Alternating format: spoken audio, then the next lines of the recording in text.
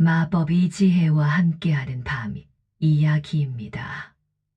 이 밤 잠이 오지 않거나 마음이 조금 무거운 분들이 계시다면 그저 편안히 누워 이야기 하나 들어보셔도 좋겠습니다. 오늘 들려드릴 이야기는 눈 내리던 어느 겨울, 사람들에게 귀신집이라 불리던 집에서 시작된 한 여인의 인생 이야기입니다. 가진 것을 모두 잃고도 마지막까지 마음만은 잃지 않았던 사람, 그리고 그 마음이 어떻게 한평생의 복으로 돌아왔는지 천천히 들려드리려 합니다. 이런 밤 이야기들이 마음에 닿으신다면 구독과 좋아요, 알림 설정으로 함께 해주시면 이 이야기를 이어가는데 큰 힘이 됩니다. 눈을 감고 들으셔도 좋고 잠들다 깨서 다시 들으셔도 괜찮습니다. 할머니가 옛날 이야기 들려주듯 천천히 서두르지 않고 시작하겠습니다. 그럼 지금부터 자비로운 여인 연화의 이야기를 함께 들어보시지요. 그날 아침은 이상하게도 조용했지요. 눈이 내릴 듯 말 듯 하늘이 잿빛으로 가라앉아 있었고 바람은 차갑게 문틈을 핥고 지나갔습니다. 연화는 새벽부터 일어나 부엌 아궁이에 불을 지폈지요. 장작이 눅눅해 불길이 잘 오르지 않으니 연화는 손을 비비며 입김을 불어넣었습니다. 남편은 마루 끝에 앉아 집신끈을 메고 있었지요. 그 사람은 말수가 많지 않았습니다. 하지만 웃을 때만큼은 참 환했지요. 연화가 밥을 퍼 담으며 말했지요. 여보, 오늘은 산길이 미끄러우니 조심해서 다녀오세요. 남편은 고개를 끄덕이며 웃었습니다. 걱정 마오 해 지기 전에 돌아올게. 그 말이 마지막이 될 줄은 연화도 몰랐고 남편도 몰랐습니다. 연화는 작은 보자기를 꺼내 도시락을 쌌지요. 묵은 김치 한 조각을 잘게 찢어 넣고 남은 보리밥을 꼭꼭 눌러 담았습니다. 바람이 차가웠어서 따뜻한 물이라도 한 모금 더 챙겨주고 싶었지만 물지개에 담을 물도 넉넉지 않았지요. 연화는 미안해서 남편 얼굴을 한 번 더 보았습니다. 남편은 괜찮다는 듯 연화의 손등을 가볍게 쓸어 주었습니다. 그 손이 얼마나 따뜻했는지 연화는 아직도 잊지 못한다 했지요. 남편이 문을 나설 때 연화는 아이를 품에 안고 마당까지 따라 나갔습니다. 아이의 코끝은 빨갛게 얼어 있었고 아이의 손가락은 연화 옷깃을 꼭 붙잡고 있었지요. 연화가 말했지요. 아버지 다녀오세요 하고 인사해. 남편은 아이 머리를 쓰다듬으며 웃었습니다. 우리 아가 내가 나무 해왔어. 따뜻한 불 피워줄게. 그러고는 뒤돌아 산길로 올라갔지요. 발자국이 눈 위에 또렷이 찍혔습니다. 연화는 그 발자국이 어쩐지 멀리 사라지는 것처럼 느껴졌습니다. 해가 중천쯤 떴을 무렵이었지요. 마을 어귀에서 사람들이 급히 뛰어오는 소리가 들렸습니다. 발이 눈을 헤치며 미끄러지고 헐떡이는 숨이 끊어질 듯 들렸지요. 연화는 젖은 손으로 앞치마를 훑고 밖으로 나갔습니다. 그때 마을 사람들의 얼굴이 창백했습니다.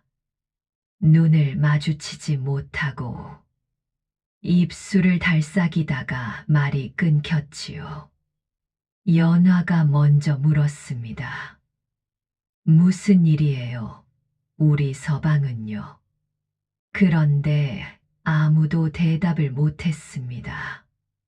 대신 누군가가 낮은 목소리로 말했지요. 산에서 돌이 굴러내렸어. 큰 돌이었어. 그 한마디가 연화의 가슴을 쿵 하고 내려앉게 했습니다.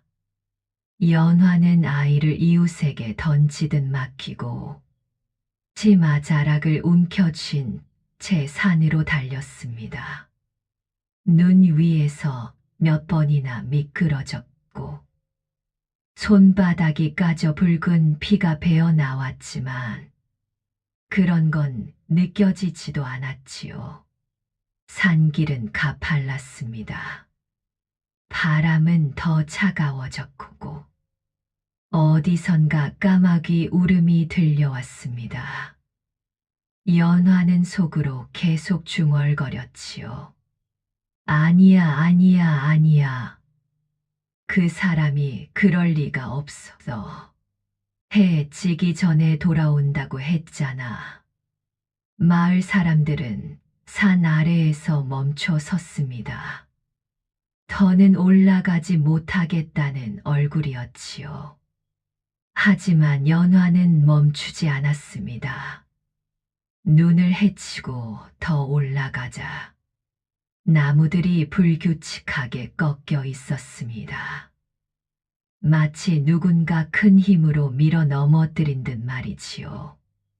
그리고 조금 더 가자. 사람들이 둥글게 서 있는 곳이 보였습니다. 연화는 그 속을 보기도 전에 이미 알았습니다. 그 고요함이 너무 이상했거든요. 남편은 눈 위에 누워 있었습니다. 나무짐은 옆으로 흩어져 있었고 도시락 보자기는 눈에 젖어 풀어져 있었습니다. 연화가 소리쳤지요. 여보, 여보. 그런데 남편은 대답을 하지 않았습니다. 연화는 무릎을 꿇고 남편의 얼굴을 붙잡았습니다. 얼굴은 차갑고 입술은 푸르게 변해 있었습니다.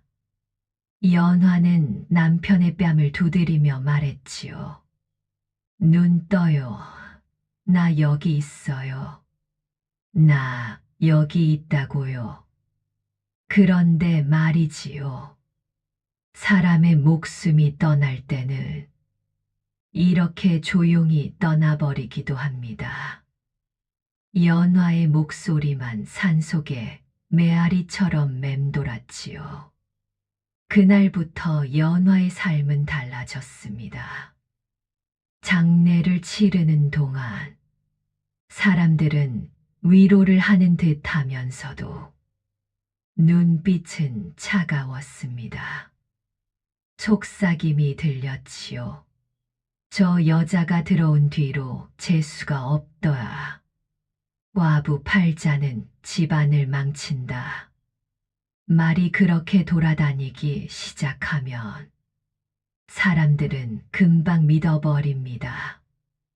증거가 없어도 이야기가 더 그럴듯하면 그게 진실이 되더랬지요. 장례가 끝나기도 전에 시댁에는 방문객이 끊이지 않았습니다. 위로하러 오는 사람이 아니라 구경하러 오는 사람이 많았지요. 연화는 부엌에서 물만 끓였습니다. 눈물이 나올 것 같으면 입술을 깨물고 그저 손을 움직였지요. 그런데 그때 시어머니가 연화를 불러 앉혔습니다. 사람들이 다 나가고 촛불이 한 줄기만 남았을 때였지요. 시어머니는 연화를 똑바로 보지 않았습니다. 그저 마루 끝을 보며 말했지요. 연화야, 내가 들어온 뒤로 집안이 편치 않다. 연화가 떨리는 목소리로 말했습니다. 어머니, 그건 사고였어요. 제 잘못이 아니에요. 시어머니는 한숨을 길게 내쉬었습니다. 세상 일이 꼭 누가 잘못해서만 생기느냐? 운이 그렇다. 운이 그렇다면 그 운을 떼어내야 한다. 그 말이었지요. 연화는 그제야 알았습니다. 이 집에서 자신에게 남은 자리는 없다는 걸 말입니다. 연화가 말했지요. 아이와 저는 어디로 가야 하나요? 시어머니는 차갑게 대답했습니다. 내 친정으로 가든지, 그것도 싫으면 마을 끝 귀신집이 비어 있다더라. 거기나 들어가 살아라. 연화는 숨이 막혔습니다. 귀신집이라니요. 사람들조차 가까이 안 가는 그 집을 말이지요. 연화는 고개를 숙이고 아무 말도 하지 못했습니다. 말을 하면 울음이 터질 것 같았고, 울음을 터뜨리면 더 약해질 것 같았지요. 며칠 뒤, 연화는 아이를 업고 작은 보퉁이 하나 들고 마을 끝으로 걸었습니다. 눈이 바람에 흩날렸고 발밑은 질척거렸습니다. 사람들은 문틈으로 연화를 보았습니다. 어떤 이는 혀를 찾고 어떤 이는 문을 닫아버렸지요. 연화는 그 시선들을 등을 지고 걸었습니다. 마치 돌멩이를 하나씩 등에 얹고 가는 기분이었지요. 귀신집은 정말 낡았습니다. 대문은 반쯤 기울어 있었고 마루는 삐걱거렸습니다. 문을 여는 순간 찬 기운이 확 밀려 나왔지요. 연화는 아이를 더 꼭 끌어안았습니다. 아이도 낯선 냄새를 맡았는지 연화 옷깃을 꼭 붙잡고 울먹였습니다. 연화가 속삭였지요. 괜찮아. 엄마가 있어. 엄마가 있잖니. 그날 밤 연화는 아궁이에 불을 피우려 했지만 연기만 가득 차고 불은 쉽게 붙지 않았습니다. 연화는 눈물이 나려는 걸 삼켰습니다. 울면 아이가 더 무서워할까봐. 연화는 초라한 이불을 펴고 아이를 품에 안은 채 누웠습니다. 집 안은 너무 조용했고 조용해서 더 무서웠지요. 천장에서 똑똑 물방울 떨어지는 소리가 들렸습니다. 문짝이 삐걱 바람이 없는데도 흔들렸습니다. 연화는 눈을 뜬 채로 한참을 천장을 바라보았습니다. 그리고 속으로 말했지요. 여보, 나 여기서 버틸게요. 당신이 남긴 아이, 내가 지킬게요. 그때였습니다. 방 한 구석 바닥 틈 사이에서 아주 희미한 빛이 스르르 올라왔습니다.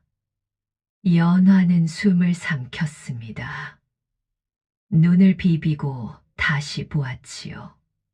그 빛은 차갑고도 고운 금빛이었습니다. 순간 빛이 번쩍했다가 촛불이 꺼지듯 사라졌습니다. 아이의 숨소리는 고르고 연화의 심장만 쿵쿵 뛰었습니다. 연화는 그 자리에서 움직이지 못했습니다. 귀신인가? 아니면 내가 미쳐가나? 그런 생각이 스쳤지요. 하지만 말입니다. 연화는 분명히 보았습니다. 그 집은 무엇인가를 숨기고 있었습니다. 귀신이 아니라 오래된 비밀을 말이지요. 연화는 떨리는 손으로 바닥을 살짝 만져보았습니다. 차갑고 단단한 돌이 아래에 숨어 있는 듯한 느낌이 들었지요. 연화는 그날 밤 결국 잠을 이루지 못했습니다. 하지만 한 가지는 확실했습니다. 이 집에서 쫓겨나면 끝이지만 이 집에 머무르면 무슨 일이든 일어나겠구나. 그 예감이 이상하게도 두려움 속에서 작은 희망처럼 숨을 쉬고 있었답니다. 다음 날 아침이었지요. 연화는 밤새 한숨도 제대로 자지 못한 얼굴로 일어났습니다.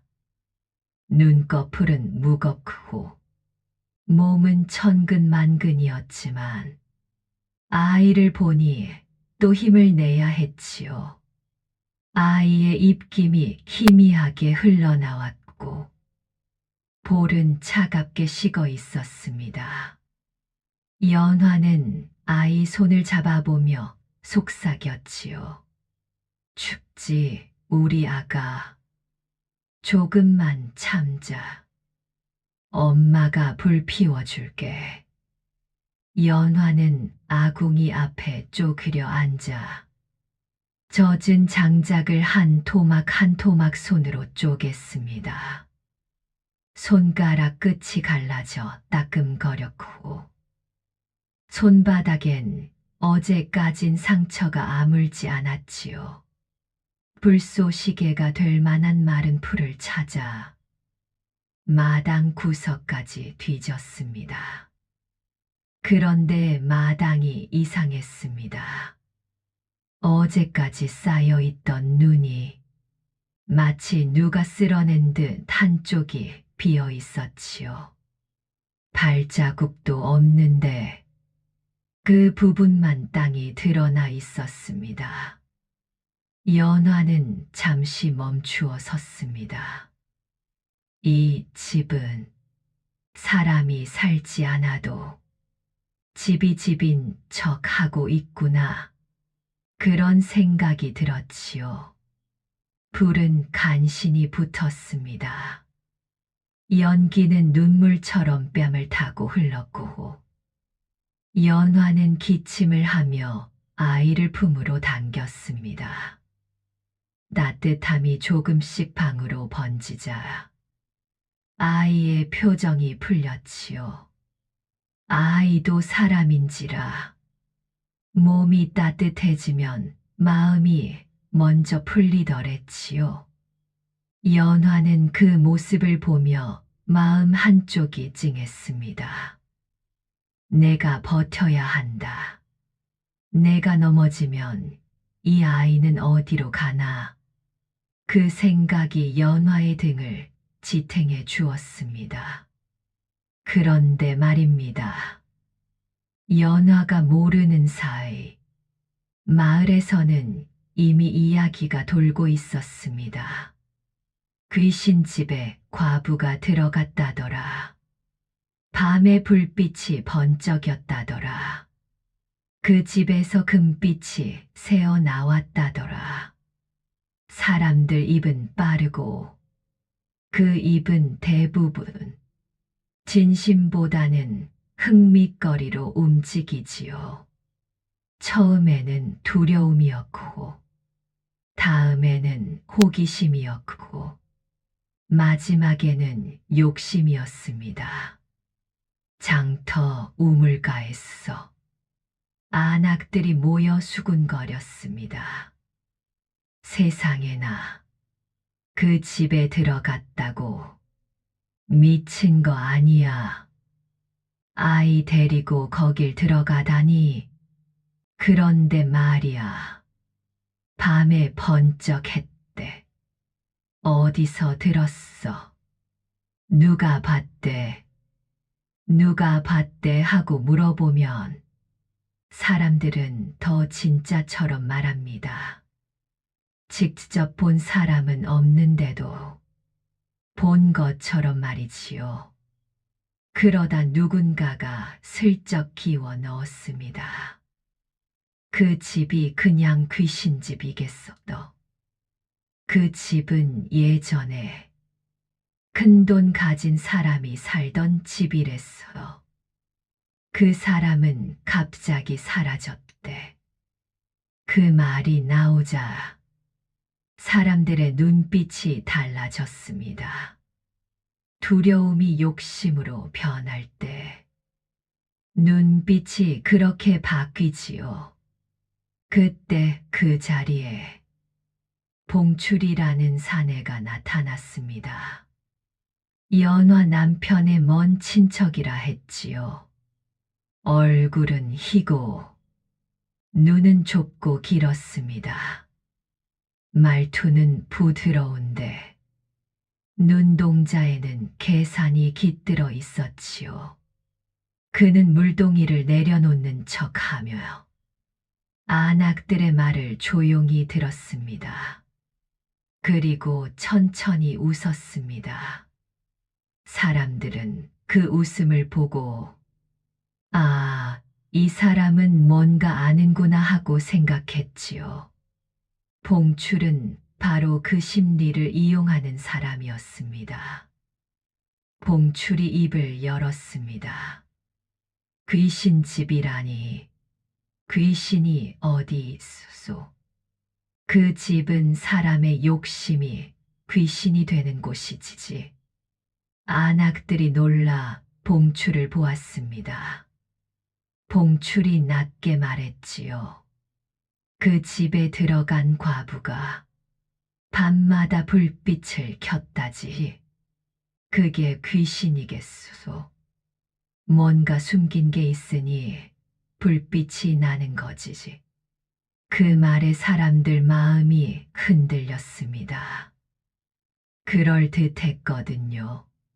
사람은 무서운 것보다 가질 수 있는 것에 더 빨리 끌립니다.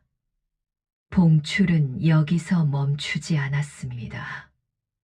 그는 마을 사람들의 두려움을 자극했습니다. 귀신이 나타나면 마을에 화가 미친다. 아이들이 병이 들 수도 있다. 그러니 그냥 두면 안 된다. 그 말은 연화를 몰아낼 명분이 되지요. 봉출은 슬쩍 말을 바꾸었습니다. 우리 마을을 지키기 위해서서 그 집을 정리해야 한다. 사람들은 고개를 끄덕였습니다. 자기 욕심을 욕심이라 인정하면 부끄럽지만 마을을 위한 일이라 하면 떳떳해지지요. 봉출은 그걸 알고 있었습니다. 그날 해 질 무렵 연화의 집 근처에 발걸음이 늘었습니다. 멀리서 힐끗 보고 가는 사람도 있었고 담장 너머로 얼굴을 들이미는 사람도 있었지요. 연화는 문을 굳게 닫아 걸었습니다. 사람들의 시선이 바람처럼 문틈을 파고 들어오는 듯 했습니다. 연화는 아이를 업고 집 안을 천천히 둘러보았습니다. 어제 본 금빛은 어디서 나온 걸까? 그 생각이 머리에서 떠나지 않았지요. 연화는 결국 그 금빛이 보였던 바닥 틈을 다시 찾았습니다. 촛불을 켜고 가까이 다가가 손톱으로 틈을 살살 긁었습니다. 먼지가 떨어지고 낡은 나무 조각이 부스러졌습니다. 그때 이상한 냄새가 났지요. 흙 냄새가 아니라 금속이 오래 묵은 듯한 냄새였습니다. 그런 느낌 말이지요. 연화는 놀라 손을 멈추었습니다. 사람이요. 이상한 냄새 하나에도 마음이 덜컥 내려앉을 때가 있지요. 연화는 잠시 망설였습니다. 이걸 더 파헤쳐도 되는 걸까? 혹시 정말 귀한 게 숨겨져 있으면 그걸 내가 가져도 되는 걸까? 그런데 말입니다. 연화는 욕심이 많지 않았습니다. 연화가 원하는 건 부자가 되는 게 아니었습니다. 그저 아이와 오늘 하루를 버티는 것, 그리고 내일도 살아있는 것, 그게 전부였지요. 그래도 손이 멈추지 않았습니다. 연화는 작은 나무 막대를 찾아 틈을 조금 더 벌렸습니다. 그 순간이었습니다. 촛불이 흔들리더니 방 안이 잠깐 어두워졌습니다. 연화는 숨을 삼켰지요. 바람도 없는데 촛불이 꺼질 듯 흔들렸습니다. 그리고 어제처럼 금빛이 아주 잠깐 바닥 아래에서 번쩍하고 올랐다가 사라졌습니다. 연화는 그 빛을 보며 온몸에 소름이 돋았습니다. 하지만 이상하게도 그 빛은 무섭다기보다 누군가 신호를 보내는 것 같았습니다. 여기다. 여기에서 찾으라. 그날 밤, 연화는 집 밖에서 들리는 소리에 놀라 눈을 떴습니다. 발소리였습니다. 여럿이었습니다. 눈 밟는 소리가 여러 겹으로 겹쳐졌지요. 연화는 아이를 품에 안고 숨을 죽였습니다. 문 밖에서 작은 목소리가 들렸습니다. 여기 맞지? 조용히 해. 불빛이 보이면 안 돼. 연화는 심장이 쿵쾅거렸습니다. 봉출의 목소리였습니다. 봉출은 몇 사람을 데리고 와 있었습니다. 그들은 겉으로는 마을을 지킨다 했지만 눈빛은 사냥꾼 같았지요. 봉출이 낮게 말했습니다. 오늘 밤 안에 끝내자. 이 집은 과부가 살 집이 아니다. 마을 재앙이 된다. 그 말은 핑계였고 속마음은 다른 데 있었습니다. 봉출은 속으로 생각했지요. 저 집에 뭔가가 있다. 내가 먼저 가져야 한다. 연화는 떨리는 손으로 문고리를 잡았습니다. 문을 열면 안 된다. 하지만 문이 뚫리면 아이와 나는 끝이다. 연화는 부엌에서 가장 큰 나무 막대를 들고 문 앞에 섰습니다. 몸이 떨렸습니다. 무서웠지요. 사람이요. 살면서 이런 두려움을 겪을 줄은 꿈에도 모르지요. 그때였습니다. 방 안 깊숙한 곳에서 또 그 금빛이 스르르 새어 나왔습니다. 이번에는 조금 길었습니다. 연화는 그 빛을 보고 갑자기 이상한 생각이 들었습니다. 이 집이 나를 돕고 있다. 이 집이 나를 지키려 한다. 그 생각이 들자 연화의 두려움이 잠깐 멈추었습니다. 연화는 아이를 등에 업고 금빛이 새어나오는 방으로 조용히 옮겼습니다. 문 앞에서 들리는 소리는 점점 거칠어졌습니다. 봉출이 문을 두드리며 말했지요. 열어라. 마을을 위해 확인만 하겠다. 그 말이 거짓이라는 건 연화도 알았습니다. 연화는 촛불을 끄고 어둠 속에서 바닥을 더듬었습니다. 손끝에 차가운 돌이 닿았습니다. 돌 사이에 틈이 있었고 그 틈은 어제보다 넓어진 것 같았습니다. 연화는 손을 넣어 보았습니다. 그 안쪽에 서서 작은 물건 하나가 손끝에 걸렸습니다. 연화는 조심히 꺼냈습니다. 그것은 낡은 비단 조각에 감싸인 작은 나무 상자였습니다. 연화는 상자를 열까 말까 망설였습니다. 그때 문이 한 번 크게 흔들렸습니다. 바깥 사람들이 문을 부수려는 듯 했지요. 연화는 결국 상자를 열었습니다. 그리고 그 안에서 나온 것은 금덩이가 아니라 낡은 종이 한 장이었습니다. 연화는 어둠 속에서도 그 종이의 글씨가 살아있는 듯 느껴졌습니다. 그 종이에는 이렇게 적혀 있었습니다. 이 집의 아래에는 사람이 아니라 땅이 숨겨져 있다. 탐욕으로 파면 재앙이 되고 자비로 파면 복이 된다. 연화는 그 문장을 읽는 순간 숨이 멎는 줄 알았습니다. 세상에나 이게 무슨 말인가? 금빛의 정체는 황금이 아니라 경고였던가? 아니면 길 안내였던가?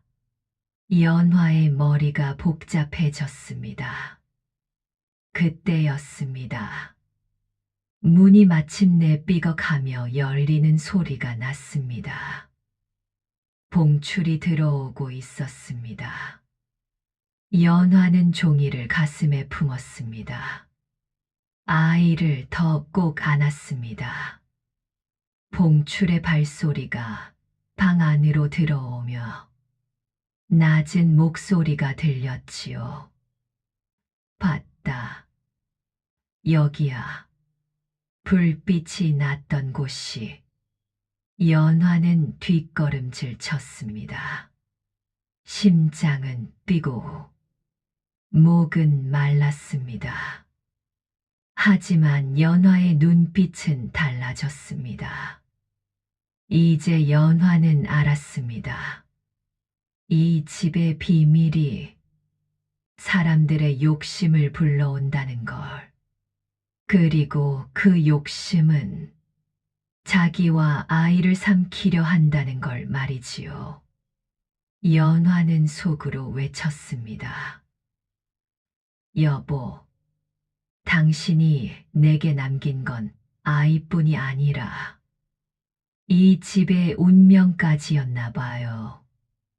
그날 밤, 연화는 가장 큰 위기 속에서 처음으로 작은 반전의 문을 열고 말았답니다. 봉출의 발소리가 방 안으로 더 들어왔습니다. 눈을 밟던 소리가 이제는 마룻바닥을 짓누르는 소리가 되었지요. 연화는 아이를 품에 더 꼭 안았습니다. 아이의 숨이 떨리는 게 느껴졌습니다. 연화는 아이 귀에 아주 작게 속삭였지요. 쉬, 괜찮아. 엄마가 있어. 엄마가 지켜줄게. 봉출의 목소리가 어둠을 갈랐습니다. 연화야, 거기 있느냐? 문을 열어라. 우린 마을을 위해 왔다. 연화는 숨을 삼켰습니다. 마을을 위해. 그 말이 얼마나 쉽게 사람을 속이는 말인지 연화는 오늘 밤 뼈저리게 알게 되었지요. 연화는 촛불을 켜지 않았습니다. 어둠이 지금은 연화 편이었습니다. 어둠 속에서 사람은 욕심을 더 드러내지만 또 두려움도 커지거든요. 연화는 침착하게 바닥에 손을 얹었습니다. 차가운 돌, 틈 사이로 올라오는 희미한 금빛, 그리고 가슴 속에 품은 낡은 종이. 그 모든 것이 한 줄로 이어지는 느낌이 들었습니다.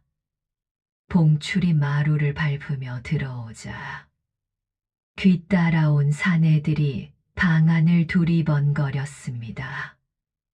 여기저기 긁힌 자국을 매며 말했지요. 아무것도 없잖아. 봉출은 그 말에 신경질을 냈습니다. 닥쳐.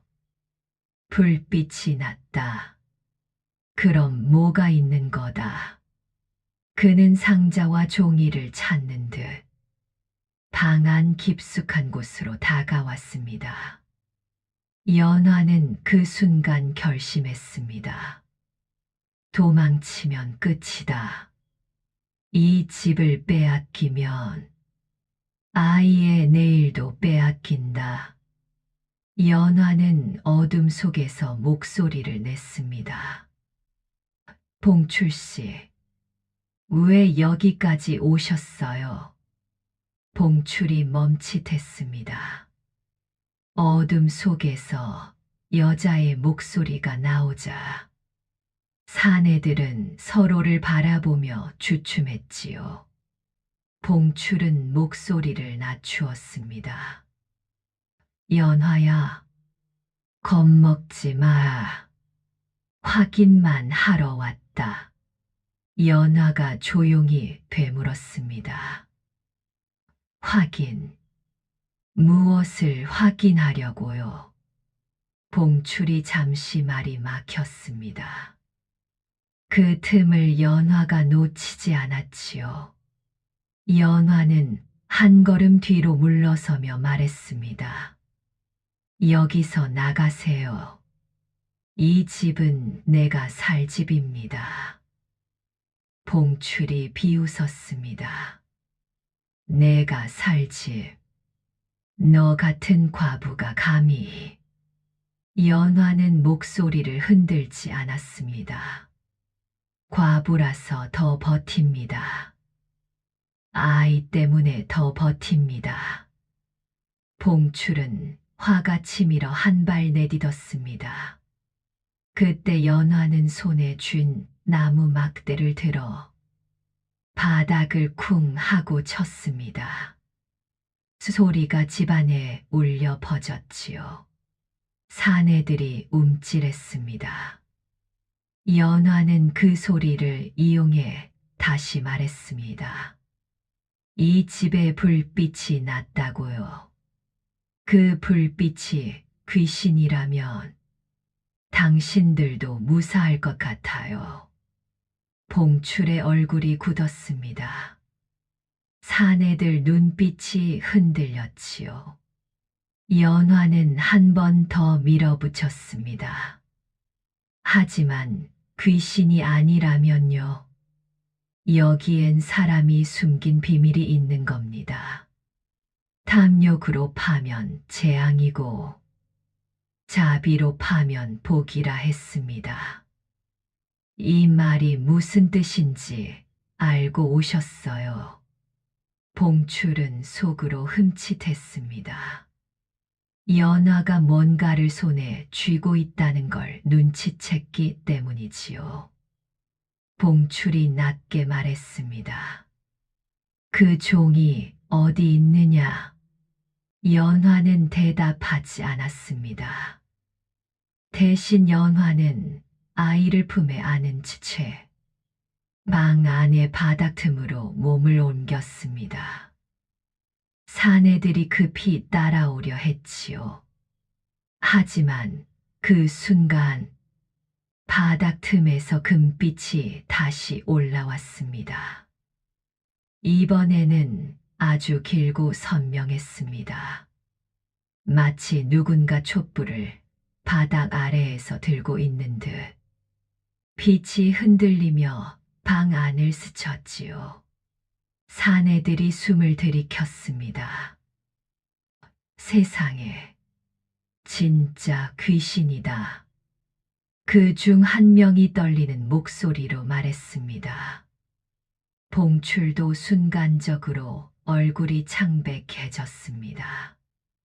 그는 욕심이 많았지만 귀신을 믿지 않는 정도로 강심장은 아니었지요. 연화는 그 틈을 놓치지 않았습니다. 연화는 조용히 말했습니다. 보셨죠? 이 집은 함부로 들어올 곳이 아닙니다. 그때였습니다. 바닥 아래에서 사람의 기침 소리가 들렸습니다.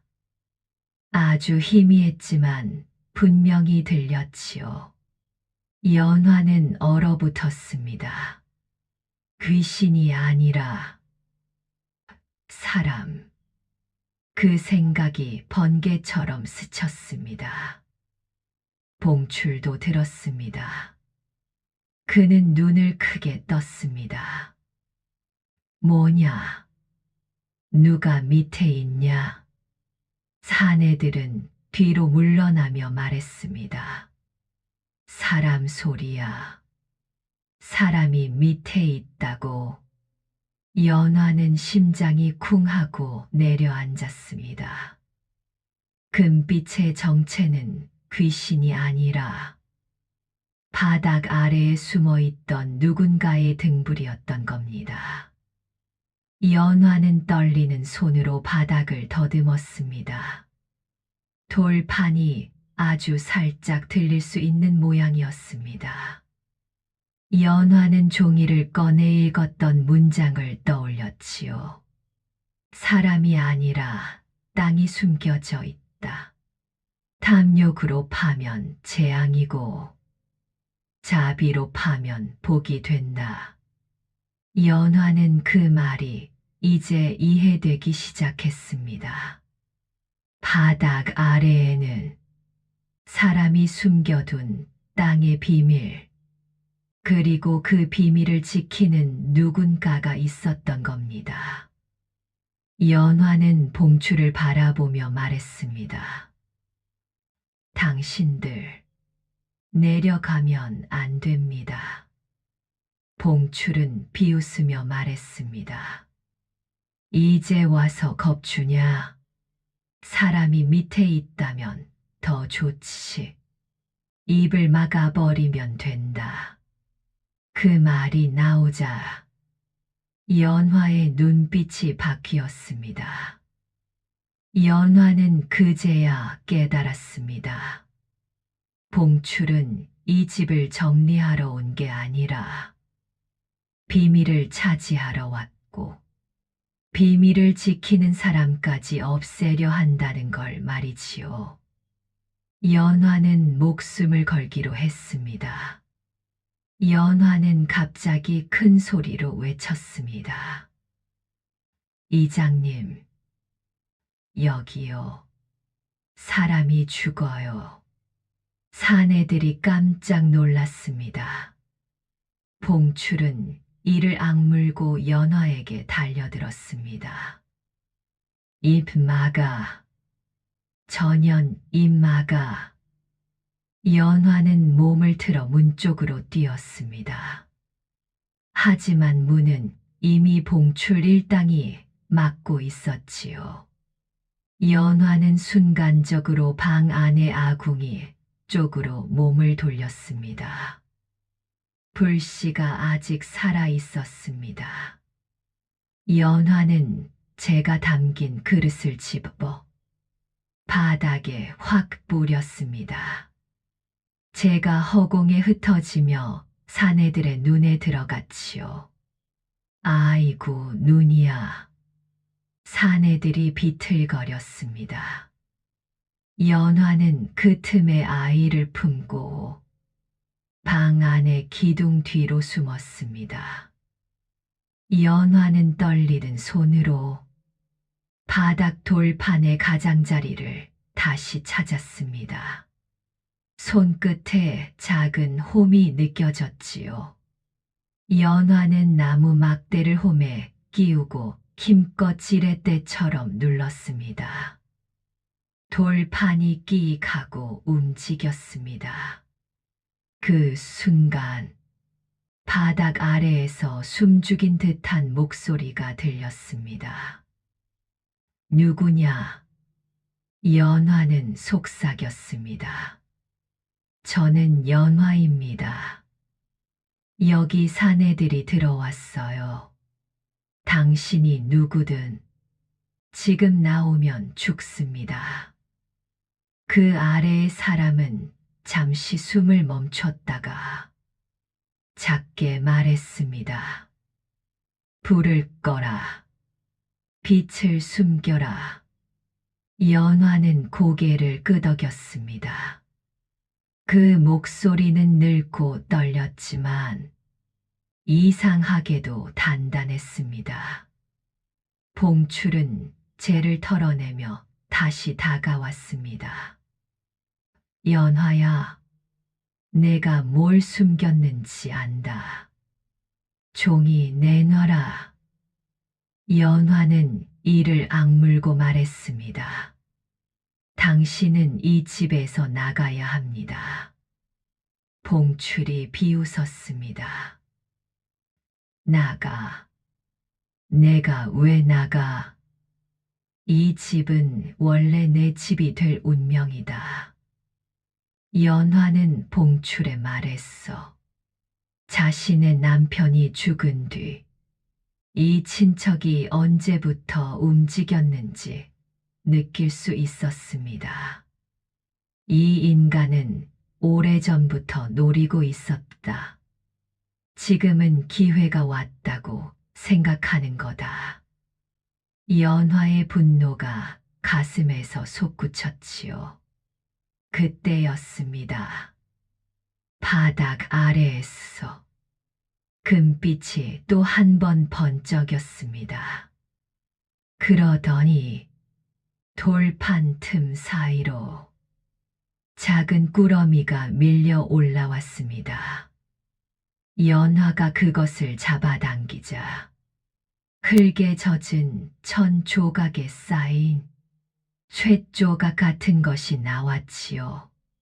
연화는 그것을 펼쳤습니다. 그리고 숨이 멎었습니다. 그것은 쇠로 된 작은 패였습니다. 관아에서 쓰는 인장과 비슷한 문양이 새겨져 있었고 그 옆에는 옛날 글씨로 날짜와 이름이 적혀 있었습니다. 연화는 그 글을 다 읽지 못했지만 한 단어는 분명히 읽혔지요. 광이라는 글자였습니다. 연화는 그 순간 온몸이 얼어붙었습니다. 이 집 아래에는 광이 있다. 광이라면 땅속을 판 곳. 그럼 금빛이지. 등불이 아니라 지하에서 반짝이는 광맥의 빛일 수도 있었습니다. 봉출도 그 패를 보았습니다. 그는 눈이 번쩍 뜨였습니다. 그거다. 그거야. 그는 사내들에게 외쳤습니다. 바닥 열어. 당장 열어. 사내들은 돌판을 들추려 했습니다. 그때 바닥 아래의 늙은 목소리가 크게 외쳤습니다. 손대지 마. 그러자 사내들이 뒤로 물러났습니다. 사람이 진짜 있었던 겁니다. 봉출은 이를 갈았습니다. 나오라고. 늙은 목소리는 차갑게 말했습니다. 탐욕은 너를 삼킨다. 이 집은 증거를 지키는 집이다. 연화는 그 말을 듣는 순간 대반전의 진실을 깨달았습니다. 이 집은 귀신집이 아니라 누군가가 숨겨놓은 비밀을 지키기 위해 사람이 숨어 살아온 집이었던 겁니다. 금빛은 귀신이 아니라 그 사람이 지하에서 켜온 등불, 그리고 광맥에서 반사된 빛이 섞여 밖으로 새어 나온 것이었지요. 연화는 떨리는 목소리로 물었습니다. 당신은 누구세요? 늙은 목소리는 한참 후에 말했습니다. 나는 이 집 주인의 하인이었다. 주인은 억울하게 끌려갔다. 그리고 땅 아래에 숨겨둔 것을 탐욕한 자들이 다시 찾으러 올 걸 알고 나를 여기 남겨두었다. 연화의 눈에서 눈물이 났습니다. 세상에나, 이 집의 주인은 사라진 게 아니었구나.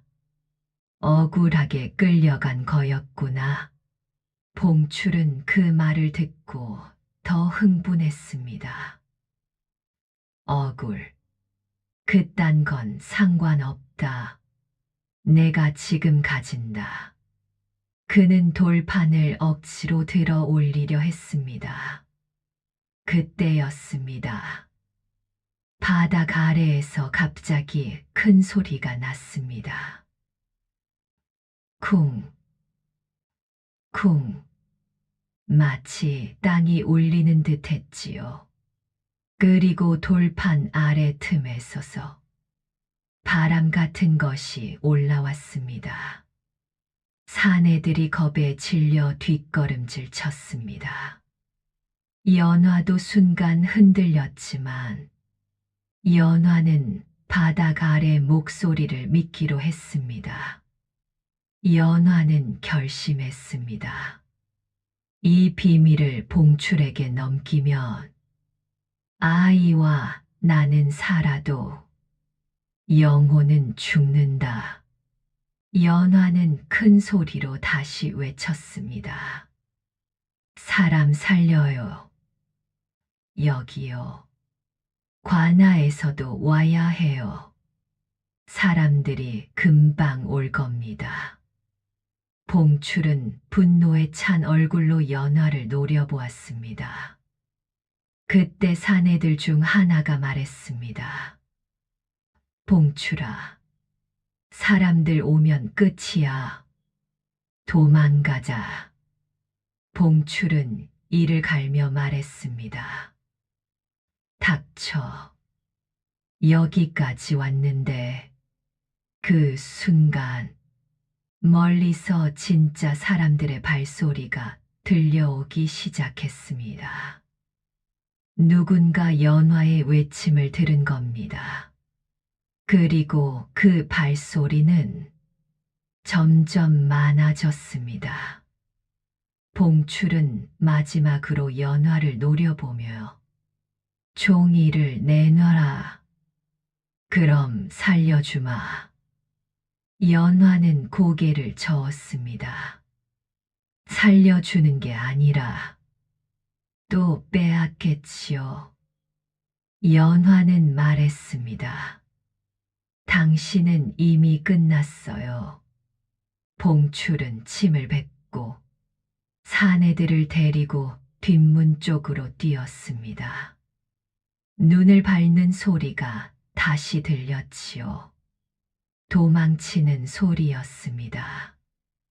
연화는 그 순간 무릎이 풀려 주저앉을 뻔했습니다. 하지만 아이가 있었고 연화는 다시 정신을 붙잡았습니다. 바닥 아래의 늙은 목소리가 말했습니다. 잘했다. 그 한마디가 연화의 가슴을 울렸습니다. 연화는 조심히 돌판을 다시 덮었습니다. 늙은 목소리는 마지막으로 말했습니다. 내일 해가 뜨면 진실을 보여주마. 땅 아래로 내려와라. 그때 너는 알게 될 것이다. 이 집이 왜 귀신집이 되었는지, 그리고 왜 내가 여기에 오게 되었는지. 연화는 촛불을 다시 켜지 않았습니다. 어둠 속에 서서 아이의 숨소리만 들렸지요. 하지만 연화는 느꼈습니다. 두려움이 아니라 희망이 집 안에 아주 작게 피어오르고 있다는 걸 말입니다. 그리고 멀리서 들려오는 사람들의 발소리. 그 발소리는 연화 승리의 첫 신호처럼 들렸답니다. 이제 이야기는 봉출이 왜 이 비밀을 노렸는지, 이 집 주인이 억울하게 끌려간 진실이 무엇인지, 그리고 땅 아래에서 드러날 황금의 실체와 함께 권선징악의 응징이 시작되려 합니다. 다음 날 아침이었지요. 밤새 매서웠던 바람이 한풀 꺾이고 하늘은 맑게 개어 있었습니다. 눈 위로 햇살이 번지자 세상은 마치 아무 일도 없었던 것처럼 하얗게 반짝였지요. 하지만 연화의 가슴은 전혀 평온하지 않았습니다. 어젯밤 그 문, 탐욕으로 파면 재앙이고 자비로 파면 복이다.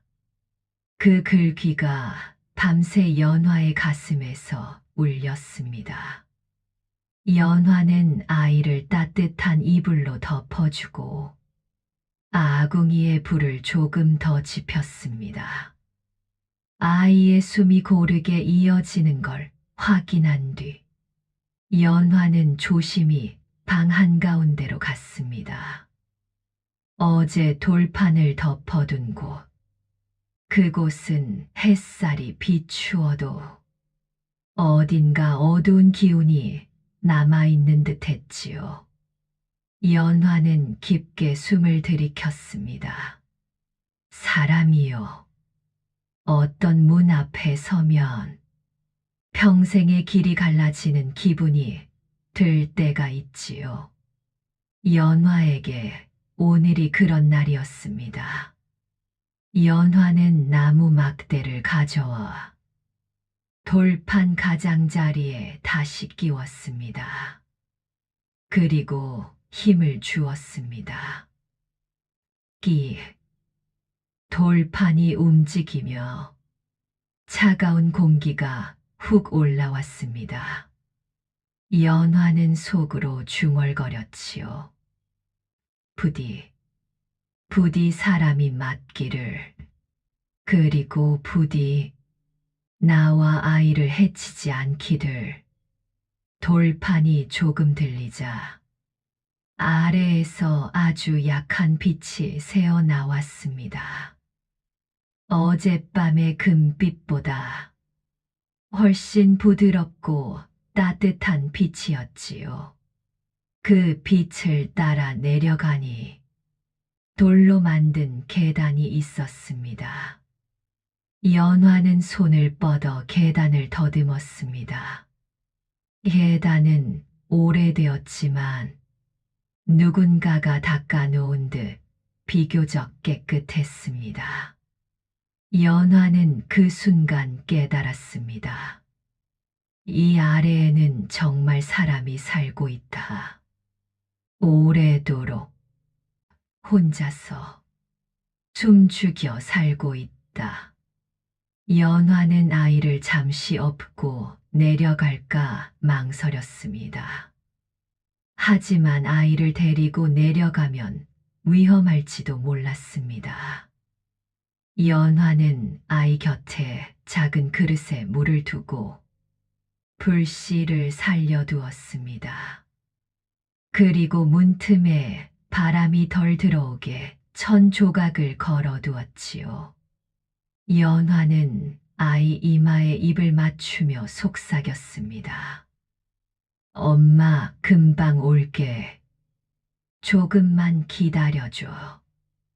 연화는 촛불 대신 아래에서 비추는 등불의 빛을 따라 내려갔습니다. 계단을 한 칸 내려갈 때마다 심장이 쿵쾅거렸지요. 그리고 마지막 계단에 닿았을 때 연화는 숨을 삼켰습니다.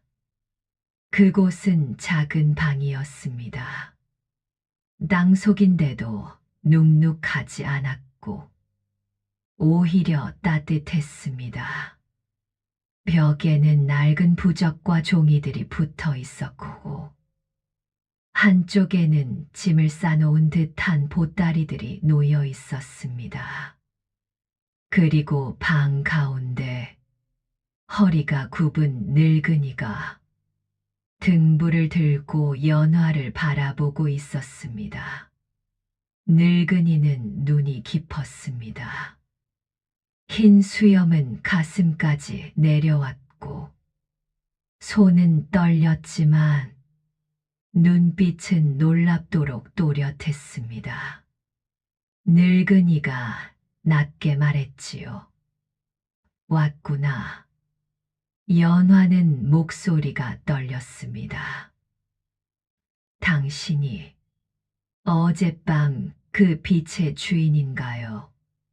늙은이는 고개를 끄덕였습니다. 사람들이 귀신이라 부르는 빛, 사실은 내 등불이었지. 연화는 조심히 물었습니다. 왜 여기 숨어 사세요? 늙은이는 한숨을 길게 쉬었습니다. 이 집 주인이 억울하게 끌려간 뒤 나는 주인의 명을 받고 남았다. 탐욕한 자들이 다시 올 걸 알았기 때문이다. 연화는 가슴이 먹먹했습니다. 그럼 그 주인은 어디로 끌려간 건가요? 늙은이는 잠시 눈을 감았습니다. 관아로 누명을 쓰고 끌려갔다. 그리고 다시는 돌아오지 못했다. 연화는 조심히 바닥을 둘러보았습니다. 사람들은 금을 숨겼다 했고 황금 광산이라 했습니다. 연화도 마음 한구석에 황금이 있을지도 모른다는 생각이 스쳤지요. 늙은이는 연화의 시선을 읽은 듯 조용히 말했습니다. 너도 황금을 생각했느냐? 연화는 고개를 숙였습니다. 부끄러웠지요. 늙은이는 조용히 웃었습니다. 부끄러워할 것 없다. 사람은 배고프면 황금을 꿈꾸지. 하지만 여기 숨겨진 것은 황금이 아니다. 연화는 놀라 고개를 들었습니다. 아니다니요. 그럼 저 금빛은요? 늙은이는 등불을 들고 방 한쪽의 돌문을 가리켰습니다. 저 아래로 가면 알게 된다. 연화는 숨을 들이켰습니다. 늙은이는 말했지요. 하지만 먼저 약속해라. 탐욕으로 파지 않겠다고. 자비로 쓰겠다고. 연화는 입술을 깨물고 고개를 끄덕였습니다. 저는 아이를 살리려는 마음뿐입니다. 늙은이는 그 말에 천천히 고개를 끄덕였습니다. 늙은이는 돌문을 열었습니다. 그 안에는 좁은 통로가 이어졌습니다. 통로 끝에는 바위가 갈라진 틈이 있었고 그 틈 사이로 광물들이 반짝이고 있었습니다. 연화는 숨이 멎었습니다. 그게 금인가요? 늙은이는 고개를 저었습니다. 금도 조금 있지. 하지만 진짜는 따로 있다. 늙은이는 바위 틈 아래에 작은 샘을 가리켰습니다. 맑은 물이 땅속에서 솟아나고 있었습니다. 그 물이 바위에 닿을 때마다 빛이 반사되어 금빛처럼 반짝였던 겁니다. 연화는 그제야 깨달았습니다. 금빛의 정체는 황금이 아니라 이 맑은 샘물과 광물의 반사빛, 그리고 늙은이의 등불이 섞인 빛이었던 것입니다. 늙은이는 조용히 말했습니다. 이 물은 병든 사람을 살렸다. 주인은 이 물을 지켜야 했다. 그리고 이 물로 굶주린 사람을 도왔다. 하지만 누군가가 그걸 탐냈다. 그래서 누명을 씌웠다. 연화는 가슴이 서늘해졌습니다. 이 집이 귀신집이 된 건 귀신 때문이 아니라 사람들의 탐욕 때문이었구나. 연화는 눈물이 났습니다. 황금보다 귀한 게 있었구나. 사람을 살리는 물, 사람을 살리는 마음. 그게 진짜 비밀이었구나. 그때였습니다. 밖에서 소란한 소리가 들려왔습니다. 사람들 발소리, 목소리, 그리고 관아에서 쓰는 호령 소리까지 들렸지요. 연화는 놀라 계단을 올라갔습니다. 문을 열고 나오자 마당에는 사람들이 모여 있었습니다. 어젯밤 연화가 외쳤던 말이 결국 관아까지 닿은 모양이었지요. 그리고 그 무리 속에 봉출이 섞여 있었습니다. 그는 얼굴이 창백했고 눈은 불안하게 흔들렸습니다. 관아의 아전이 큰 소리로 말했습니다. 이 집 아래에 사람이 숨어 산다 하였느냐? 연화는 떨리는 목소리로 말했습니다. 네, 사람이 있습니다. 그리고 이 집은 귀신집이 아닙니다.